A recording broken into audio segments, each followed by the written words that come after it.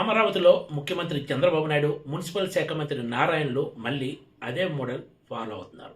First టర్మ్‌లో చేసిన తప్పులే ఇప్పుడు మరోసారి చేస్తున్నారనే ఆరోపణలు ఎదుర్కొంటున్నారు.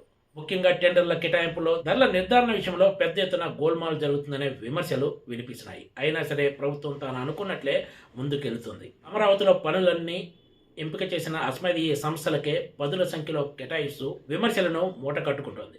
ఇలా చేయటం వల్ల కాంపిటీషన్ లేక ప్రజలపై వేల కోట్ల రూపాయల భారం పడుతుందని అధికార వర్గాలే చెప్తున్నాయి.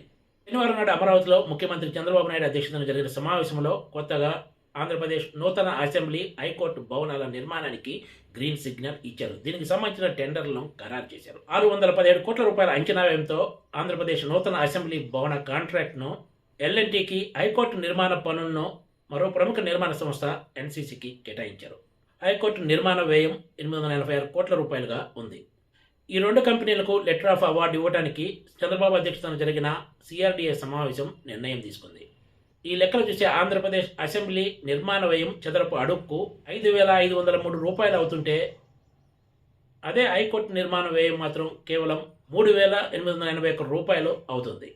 ఒకే ప్రాంతంలో నిర్మించే రెండు కీలక భవనాల మధ్య నిర్మాణ వ్యయంలో ఇంత తేడా రావడంపైనే ఇంజనీరింగ్ అధికారులు కూడా విస్మయం వ్యక్తం చేస్తున్నారు. ఇది చూసిన వాళ్ళంతా బిల్డింగ్కు ఓ రేటు ఉంటుందా అనే వ్యాఖ్యలు చేస్తున్నారు. మరోవైపు ల్యాండ్ లేకుండానే కేవలం నిర్మాణ వ్యయమే 5,503 రూపాయలంటే చాలా ఎక్కువ అన్నది ఎక్కువ మంది చెబుతున్న మాట.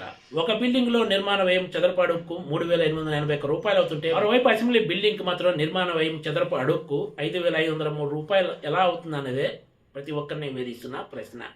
పోనీ ఈ నిర్మాణాలన్నీ పూర్తయ్యేనాటికి ఇవే రేట్లు ఉంటాయా అంటే ఖచ్చితంగా గ్యారంటీ లేదు. మధ్యలో రకరకాల పేర్లు చెప్పి అంచనాలను సవరించే అవకాశం కూడా ఉందని అధికార వర్గాలు చెప్తున్నాయి.